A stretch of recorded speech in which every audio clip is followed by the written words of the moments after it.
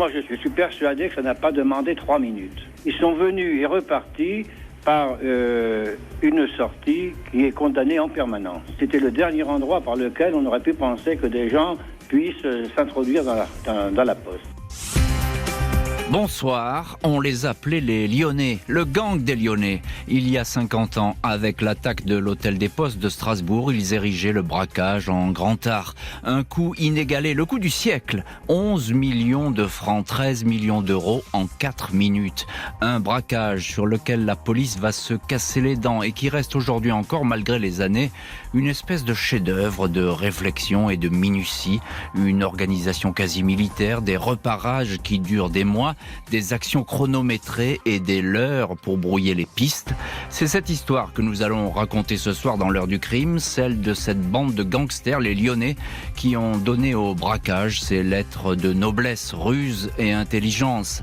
Pendant leurs 4 années d'activité, ces hommes sont restés d'authentiques fantômes, indécelables, introuvables, impossibles à surprendre en flagrant délit, malgré les moyens inédits déployés pour les interpeller. Pas moins de 35 braquages à leur actif et l'équivalent de dizaines de millions d'euros envolés en douceur. Pourquoi le gang des Lyonnais captive toujours autant nos imaginations? Peut-être parce que tout ou presque leur a réussi et qu'ils n'ont jamais été égalés ou surpassés. C'est cette question et bien d'autres que nous allons aborder ce soir dans cette heure du crime spéciale gang des Lyonnais.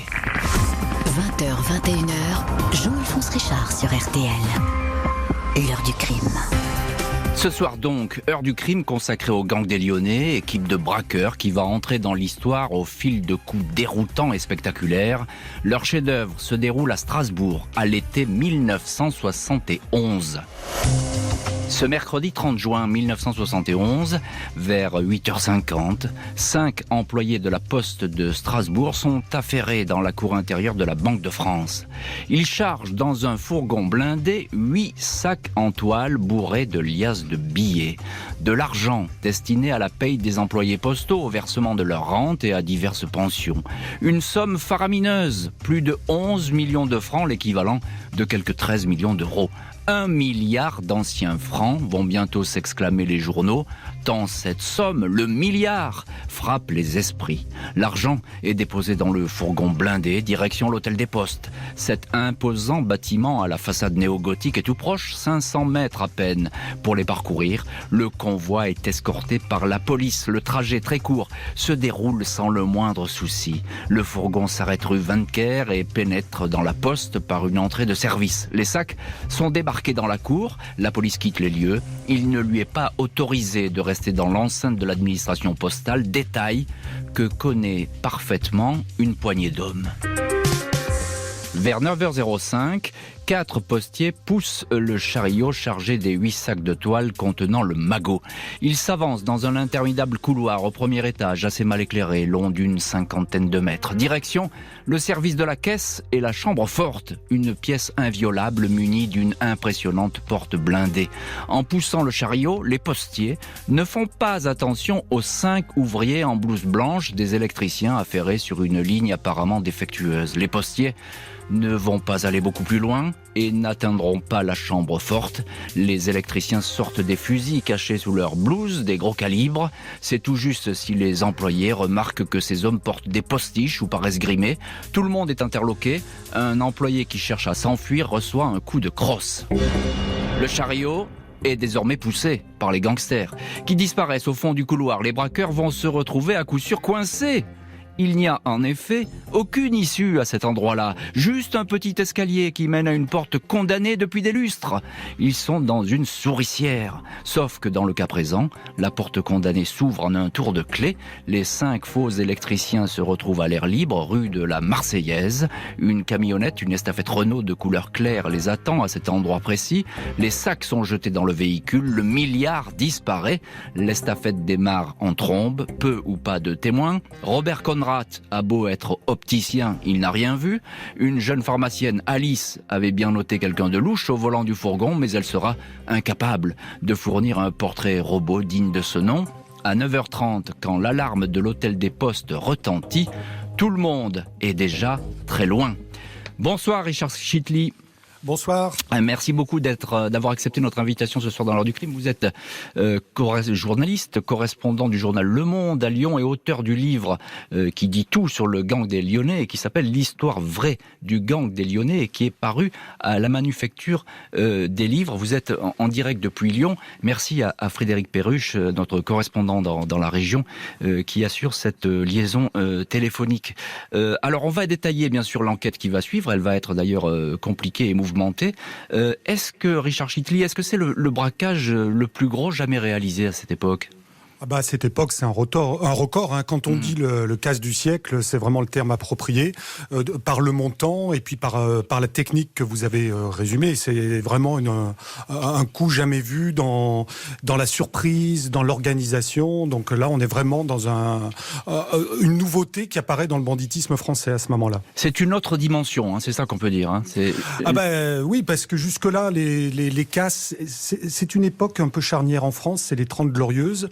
Les banques, les postes sont pas tout à fait sécurisés encore à cette époque-là. Et c'est vrai que le gang des Lyonnais, c'est les premiers malfaiteurs qui vont repérer cette faiblesse dans la chaîne de transmission de l'argent. Et les premiers aussi qui s'informent de manière très précise. Hein. On va y revenir évidemment sur ces repérages, etc. et sur leurs méthodes, mais ils sont curieux de tout. Ils regardent le moindre détail. Ça, si vous voulez, on reviendra. C'est la grande marque de fabrique du gang des Lyonnais. C'est la façon de repérer pendant des semaines, des mois avant de frapper un endroit choisi. Et puis, Richard Chitli, il y a quelque chose tout de même d'étonnant presque dans cette histoire, c'est que le casse est effectué en plein jour. Ça, ma foi, ça arrive, et notamment dans les agences bancaires, mais surtout sans tirer un coup de feu. Oui, c'est un mélange d'Arsène Lupin, de Robin des Bois, cette affaire-là. C'est pour ça que ça marque les esprits. Il y a très très peu de violence, donc un coup de crosse, vous l'avez dit. Pas de coup de feu, ça dure à peine 5 minutes. Et du coup, c'est littéralement époustouflant. Alors j'ai présenté 2 témoins très rapides. Est-ce que parmi les auditions que vont faire les policiers, est-ce qu'il y a des témoins qui racontent la tête qu'avaient ces hommes, comment ça se passe ? Qu'est-ce qu'ils disent ces témoins ? Alors, ils vont entendre absolument tous les postiers. Au départ, ils ont l'impression qu'il y a quelqu'un dans la place qui a pu trahir l'institution. Alors, ils vont se focaliser là-dessus. Et qui plus est, Richard Chitli, il faut le dire, hein, c'est une immense poste. Il y a énormément d'employés. Ça circule toute la journée, il y a plusieurs entrées, donc c'est très difficile de surveiller cet endroit-là. Et donc c'est vrai que les policiers vont se perdre en conjecture, ils vont entendre des dizaines de témoins, et aucun témoignage ne sera susceptible de leur donner une indication précise. Pas de portrait robot, pas de plaque d'immatriculation, aucune empreinte, il n'y a rien du tout qui leur permet de tirer le fil.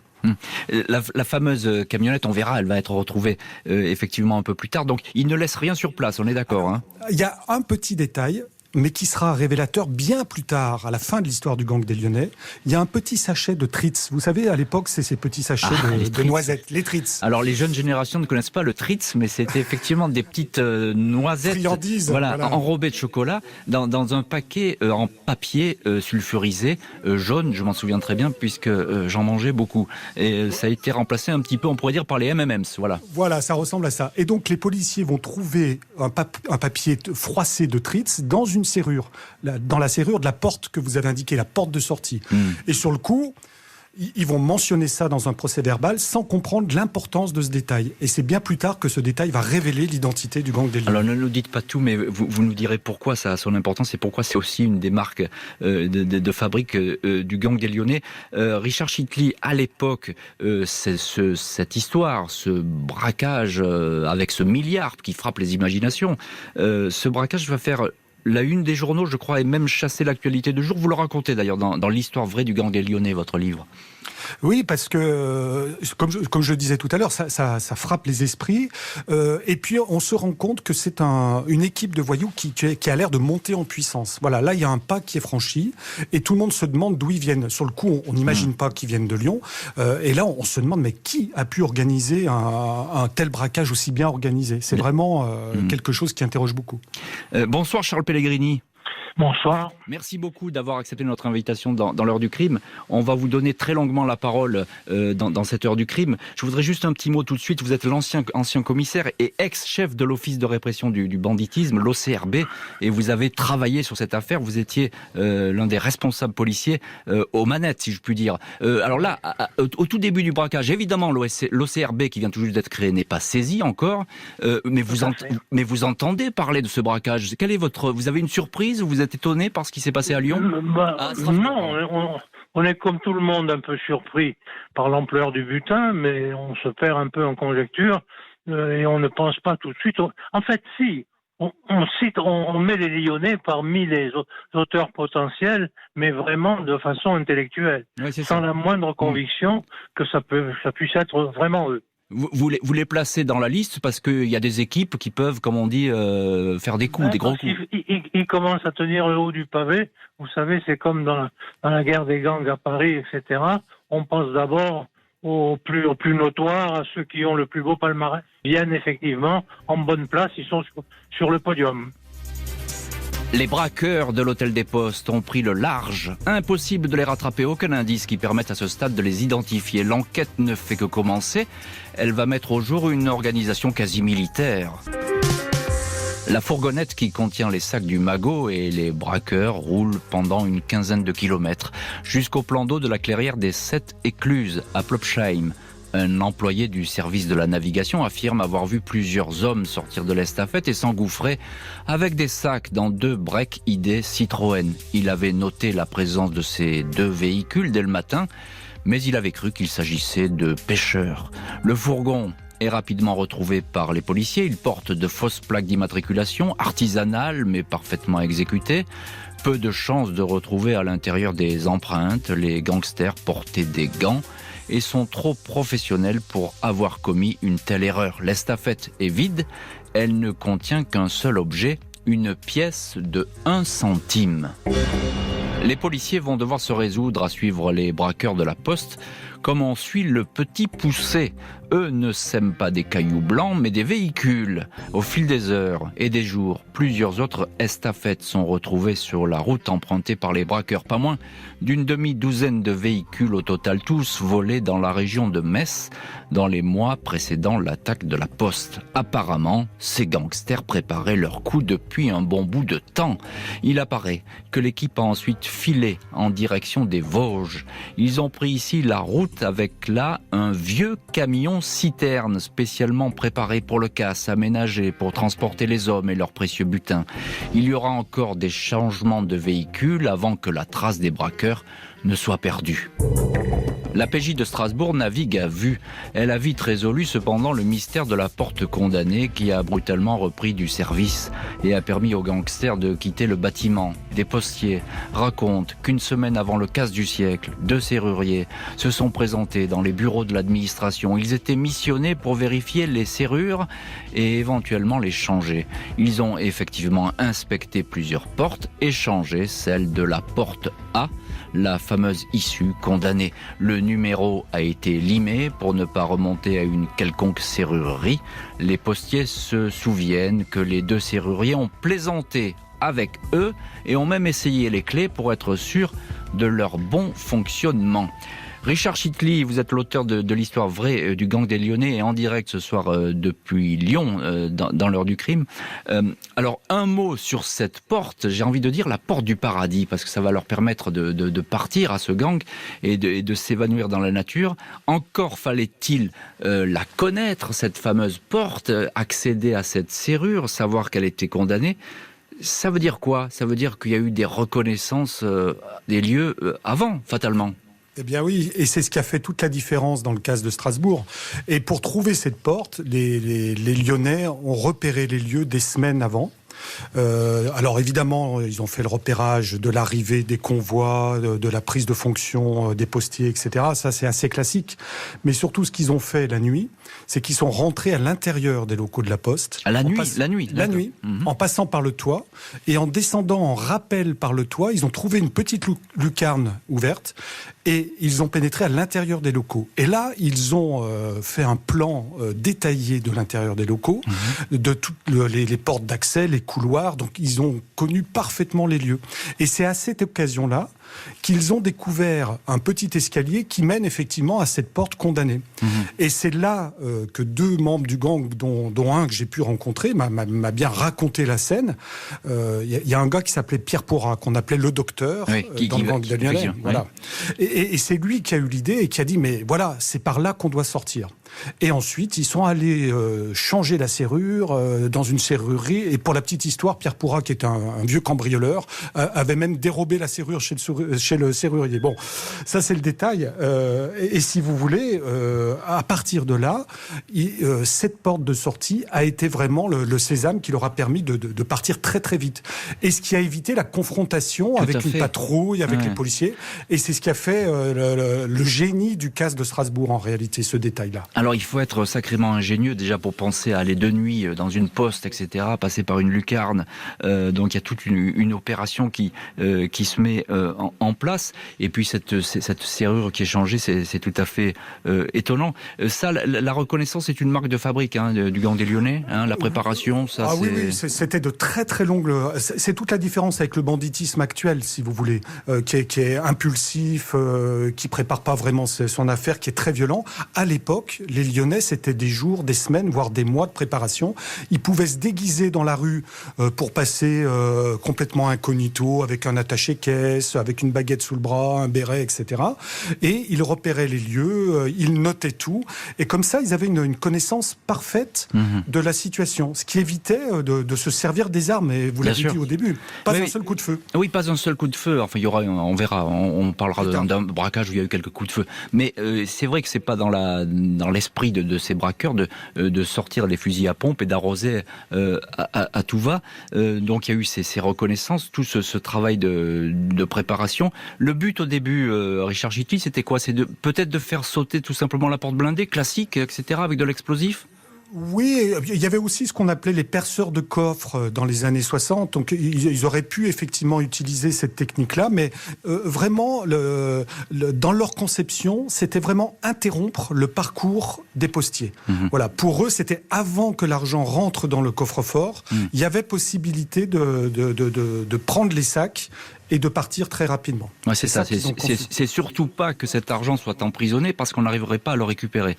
Ouais, c'était plus compliqué, quoi. Faut bien le dire. Oui, tout à fait. Avec une telle salle blindée, c'est effectivement assez compliqué. Charles Pellegrini, ex-chef de l'OCRB, l'Office de répression du banditisme, vous allez bientôt très vite et entrer dans cette enquête. D'ores et déjà, qu'est-ce qu'on peut dire, Charles Pellegrini? La police a un train de retard tout de suite là dans l'affaire? Sûrement, mais je voudrais revenir une seconde. Allez-y. Sur ce qu'a dit Gérard Gitli, qui connaît les Lyonnais 1000 fois mieux que moi. Mais si vous voulez, leur marque de fabrique, c'est vrai, c'était la préparation. D'ailleurs, les hold-up après lesquels ils ont été interpellés avaient été préparés plusieurs mois à l'avance. Mais ce casse de la Poste est quand même particulier dans leur mode d'opérer, parce qu'ils ont quand même jamais hésité à se servir de leurs armes, comme le braquage où où un convoyeur a été tué, etc. On va en parler de ce braquage. Je crois que ce qui les caractérise, c'est la minutieuse préparation de tout ce qu'ils font. Et ça, à l'époque, Charles Pellegrini, ça vous intrigue, ça vous étonne? On le constate. C'est-à-dire qu'on constate un changement de tactique.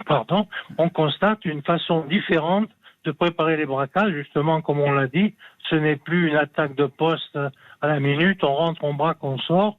C'est des choses mûrement préparées. Et là, si vous voulez, on peut en parler comme mes camarades qui ont travaillé avec moi. Les écoutes que nous avons faites pendant des mois nous ont montré justement cette minutie du travail et cette préparation. C'est presque des intellectuels du braquage, j'allais dire.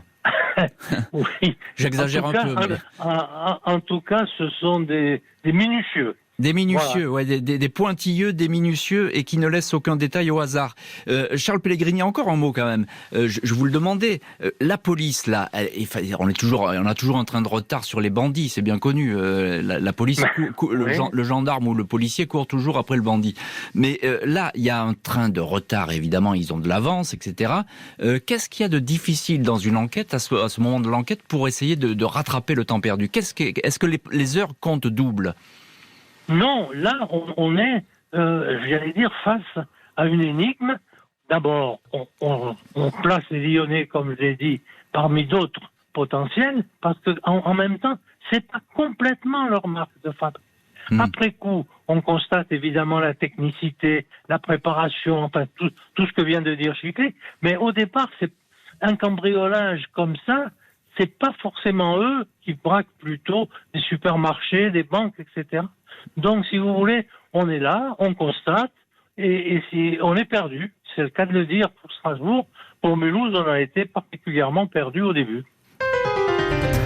Vu la nature du dossier, l'exécution d'un tel coup, les gros moyens employés, il ne peut s'agir que d'une équipe ultra chevronnée, des hommes qui se connaissent et sont assez disciplinés pour marcher d'un même pas. De tels braqueurs ne courent pas les rues. 20h, 21h, l'heure du crime sur RTL. Jean-Alphonse Richard. Au programme ce soir de l'heure du crime, la saga du gang des Lyonnais. Juin 1971, ils ont réussi le coup du siècle avec l'attaque de la poste de Strasbourg. Ni témoin ni indice. Seule certitude, ces braqueurs n'en étaient pas à leur coup d'essai. Les policiers savent que les gangsters ont toujours une signature. L'équipe qui a frappé à Strasbourg a manifestement laissé des traces ailleurs.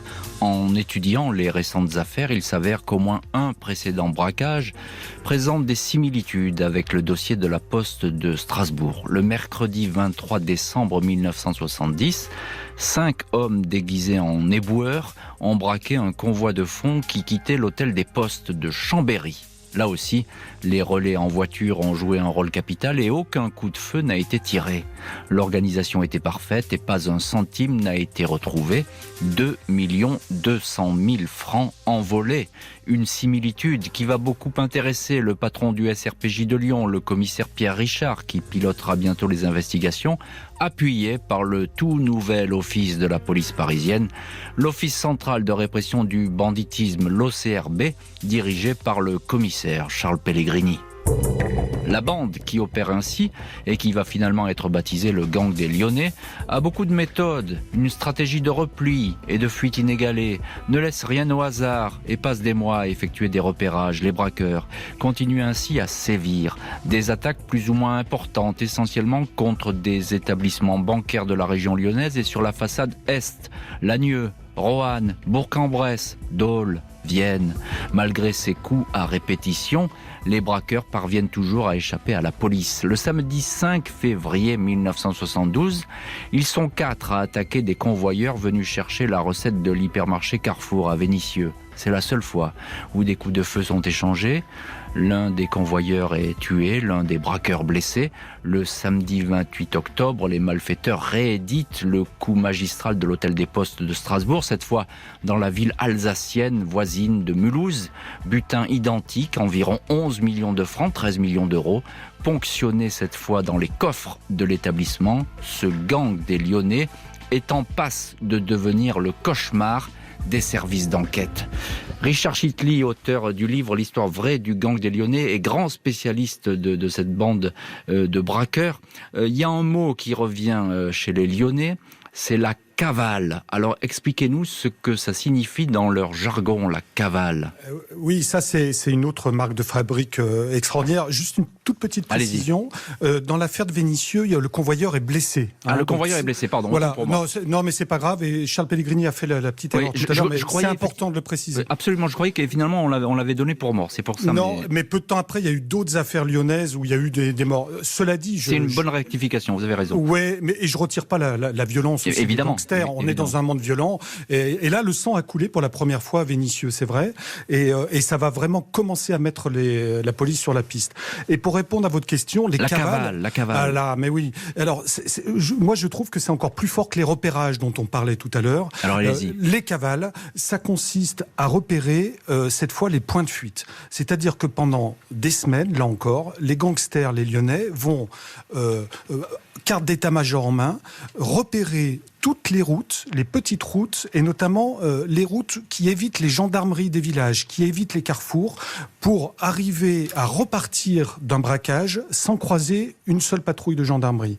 Et donc ces cavales vont leur permettre en permanence de passer à travers les mailles du filet.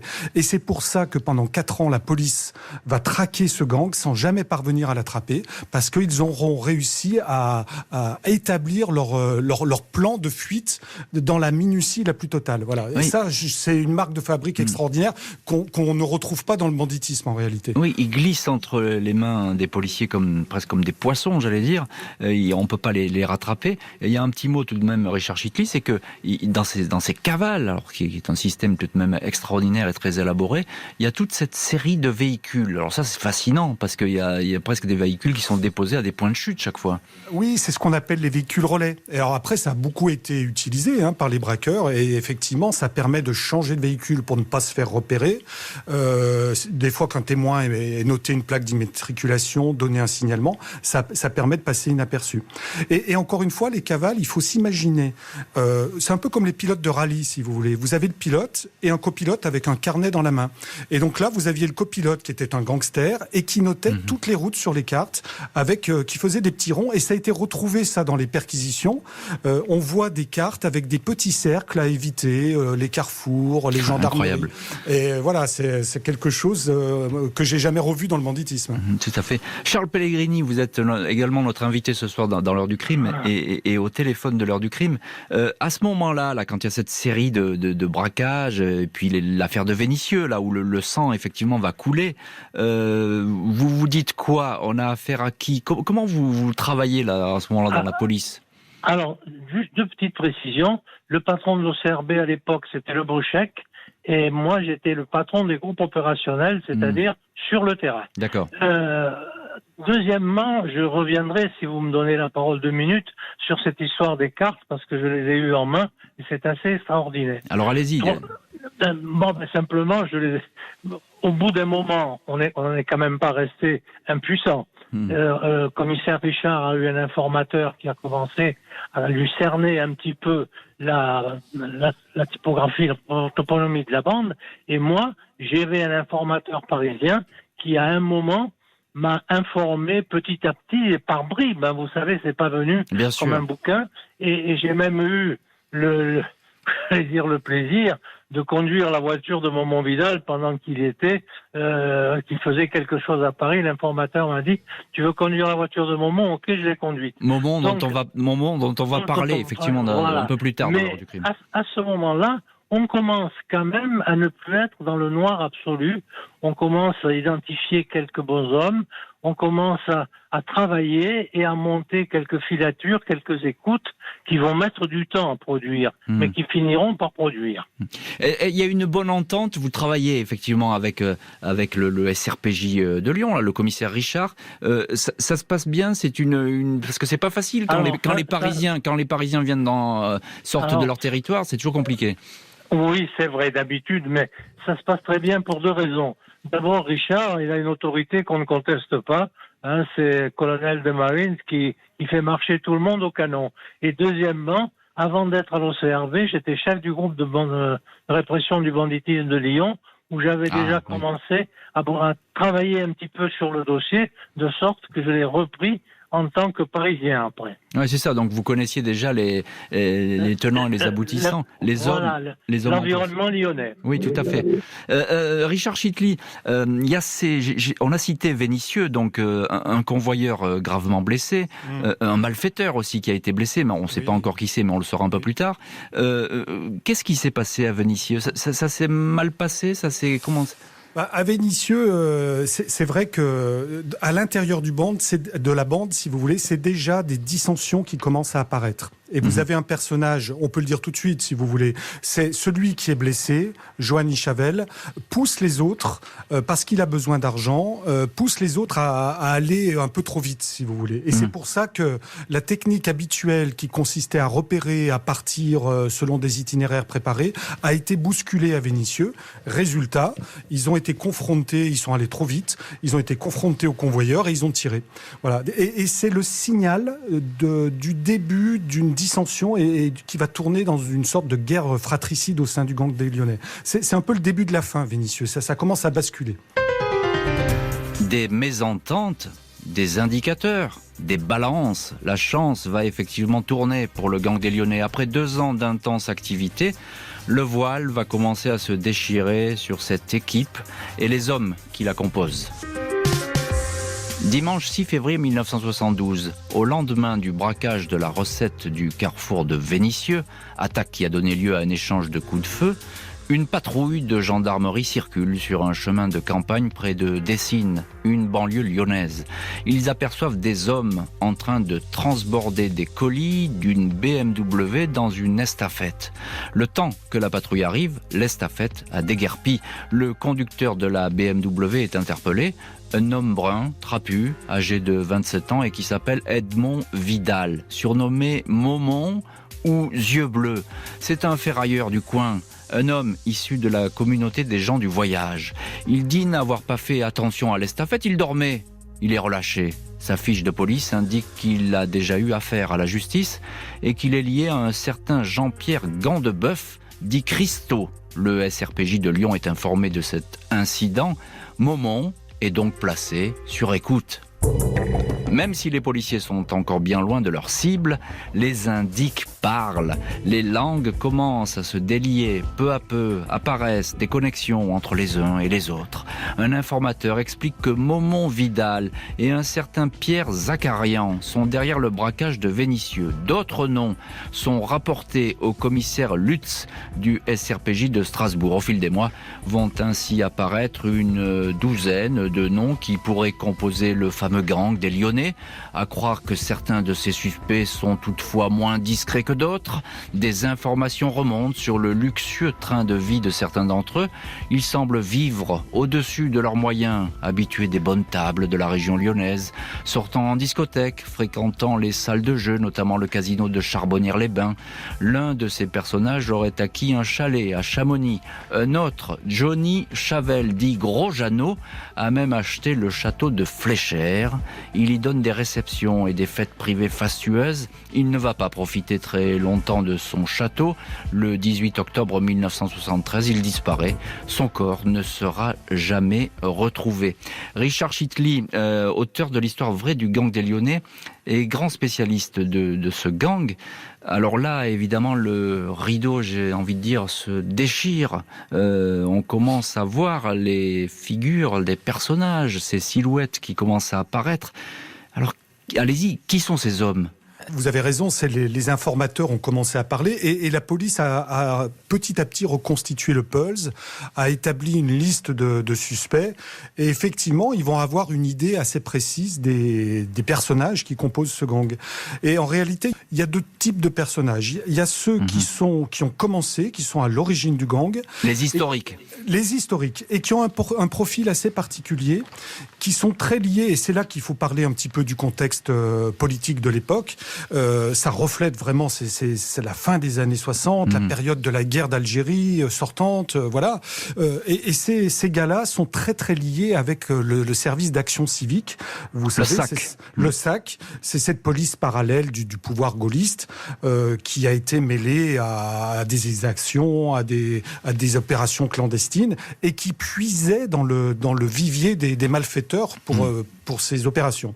Et on trouve donc à l'origine du gang des personnages. Vous avez cité Johanny Chavel, qui a fait la guerre d'Algérie, qui a appartenu au SAC, et aussi celui qu'on appelait le parrain de Lyon à l'époque, quelqu'un qui s'appelle Jeannot Auger. Alors Jeannot Auger, alors on va s'arrêter tout de suite sur Jeannot Auger, parce que vous en parlez, je comptais vous poser la question, mais alors lui, j'ai presque envie de dire, c'est le fondateur du gang des Lyonnais, c'est quelqu'un de très important. Qui est-il, ce Jean Auger, Jeannot Auger ? Jeannot Auger, alors c'est quelqu'un qui a un parcours tout à fait atypique, extraordinaire, quelqu'un qui a fait un peu de résistance, mais au bon moment, qui avant était collaborateur pendant la Seconde Guerre mondiale, et qui ensuite, toute sa vie, a navigué comme ça, entre deux eaux, et a noué des contacts, à la fois dans le milieu, et dans le milieu politique. Et il a toujours été à l'intersection de ces deux mondes-là, et à force, il a eu une autorité très très forte sur le banditisme lyonnais, et on a pu considérer que c'était vraiment le parrain de Lyon à la fin des années 60, début des années 70.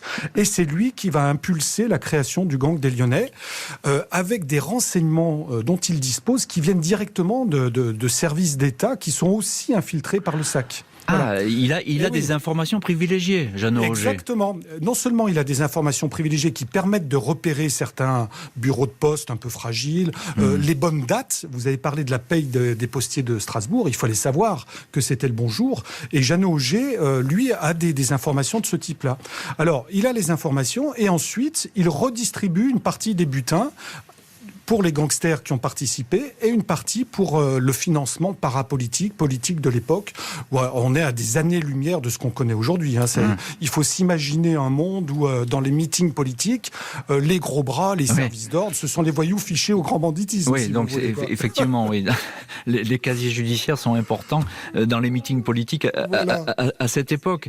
Charles Pellegrini, vous êtes en ligne ce soir dans l'heure du crime, commissaire Pellegrini. Quelle photo vous avez à l'époque de ce gang des Lyonnais qui commence à se dessiner là? Vous aviez parlé de vos informateurs, ils sont très actifs. Oui, on commence à avoir un peu... il y a les cerveaux, entre guillemets, et les exécutants, les cerveaux étant Pierre Pourrat et Auger, en tout cas, pas deux cerveaux. Il y a Pierre Pourrat qui est un peu le conseiller stratégique et il y a Johnny Chavel qui est un peu le patron des opérations. C'est le chef du service action. Et au niveau de Johnny Chavel, une anecdote marrante, il a payé son château de la Fléchette avec un sac de billets de banque en petite coupure, et ça n'a pas ému le notaire, pas du tout. Non, donc, je pense qu'à l'époque, le notaire a pris le sac de billets sans trop regarder la provenance. Voilà, exactement. Même si apparemment il a mal fini, ce Johnny Chavel, mais on en reparlera. Oui, parce qu'à un moment, il a été trop visible, et je pense, on n'a jamais su que ce sont ces petits camarades qui l'ont fait disparaître. Mais pour revenir, on sent bien que Momon Vidal, quand même, représente un peu une tête de pont. Il a un charisme particulier, il a une prestance, c'est un beau garçon, il a de l'autorité, et toute la bande, je parle sous le contrôle de Chicli, là, parce que je vous dis encore une fois, c'est lui le connaisseur du dossier. Il vous écoute. Tous les autres sont un peu autour de lui, c'est une galaxie dont il est quand même le centre, l'étoile principale. Et de l'autre côté, bien entendu, il y a Auger, qui lui, je ne sais pas si, franchement, je ne le sais pas, s'il a été vraiment le chef du gang. Dans mon esprit, c'est l'inspirateur. Le gang des Lyonnais, c'était ses sous-traitants. Oui, c'est un inspirateur, je pense. C'est une personnalité qui est un petit peu au-dessus. Richard Chicli, un mot sur ce que dit Charles Pellegrini, qui est très intéressant, et notamment sur la personnalité de Momon Vidal, qui va prendre du poids au sein de ce gang des Lyonnais. Oui, non seulement il va prendre du poids, mais il va prendre le pouvoir en réalité. Alors, j'ai l'habitude de dire que c'est un petit peu le mai 68 dans le banditisme. C'est-à-dire qu'on a une jeune génération, c'est Edmond Vidal que vient d'écrire le commissaire Pellegrini, qui est une génération issue, alors on n'appelle pas ça les banlieues à l'époque, la Dessine, la périphérie lyonnaise, ce sont des jeunes gens, Vidal c'est la communauté gitane, très forte, très soudée, il y a aussi une communauté arménienne à Dessine qui est très forte, avec une industrie qui a fait venir une génération d'Arméniens, et ces jeunes gens vont vivre à la dure, dans la rue, ils vont faire leur premier cambriolage ensemble, et il va y avoir une forme de confiance totale qui va s'établir entre eux.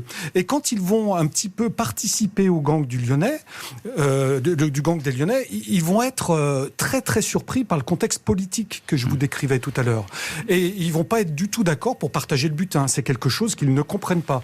Les discours anticommunistes de Chavel, le SAC, ils s'en foutent complètement. Et si vous voulez, au bout d'un moment, ça va vraiment créer de très très fortes tensions. Et on a parlé de Chavel tout à l'heure, qui a acheté son château en liquide, qui a même fait faire pour l'inaugurer le buffet à Paul Bocuse, si vous voulez. Donc c'était quand même le train de vie très spectaculaire. Et Chavel, petit détail, très important, c'est celui qui a été blessé au moment du casse de Vénissieux. Vous savez, le carrefour de Vénissieux dont on a parlé. Et du coup, sa blessure et sa cicatrice devenaient même compromettantes en cas d'arrestation. Autant de raisons qui font que Chavel est rentré dans le collimateur et qu'il a été très probablement exécuté par les plus jeunes, parce que lui-même ne tolérait plus un petit peu leur révolte, leur façon de contester l'autorité, quoi. Un juge de Lyon, le juge François Renaud, dit le shérif, va ouvrir le 20 mars 1974 une information judiciaire pour association de malfaiteurs. La police va désormais employer les grands moyens pour neutraliser le gang des Lyonnais et les conduire devant un tribunal. Le 29 novembre 1974, le plan Chacal, destiné à en finir avec les Lyonnais, est lancé. Il va être rapidement opérationnel. Le commissaire Richard est le patron d'une opération appuyée par l'OCRB de Charles Pellegrini.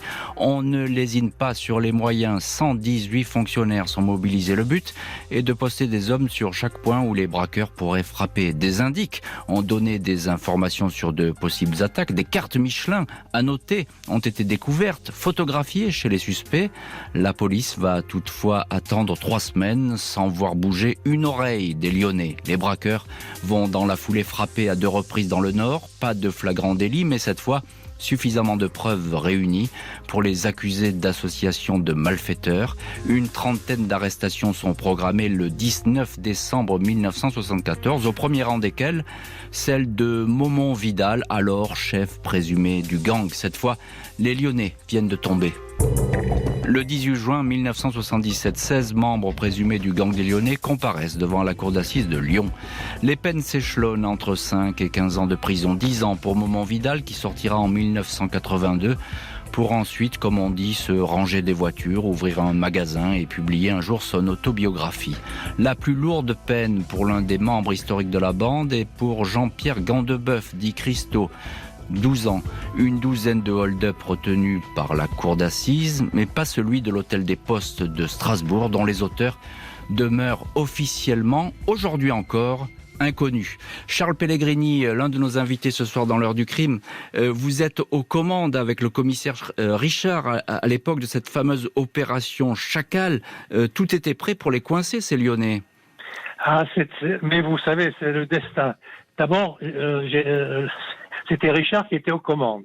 Bon, mais on avait découvert, comme vous dites, de façon tout à fait légale, bien sûr, les cartes Michelin sur lesquelles il y avait les itinéraires, et nous les attendions à un endroit précis.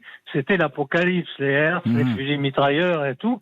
Et le destin fait que, au bout d'un moment, les Lyonnais qui avaient braqué à Lille se sont aperçus qu'ils étaient tranquilles, que personne ne les suivait.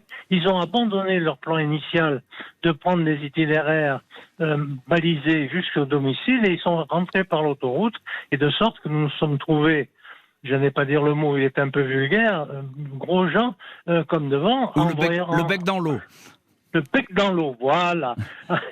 Quand nos sonnettes nous ont informé que les malfaiteurs étaient rentrés tranquillou au domicile alors qu'on les attendait encore sur la route. Et ensuite, vous allez finalement les coincer de façon tout à fait judiciaire et presque juridique avec cette incrimination, l'association de malfaiteurs, c'est ça ? Oui, mais on a quand même, il y a un des inspecteurs on a quand même fait des perquisitions, examiné tous les documents, et grâce à un ticket EDF, on a trouvé la planque dans laquelle se trouvait le butin. Parce que c'est ça quand même qui a, disons, alimenté les condamnations et fait que ce travail n'a pas été inutile. Oui, c'est ça.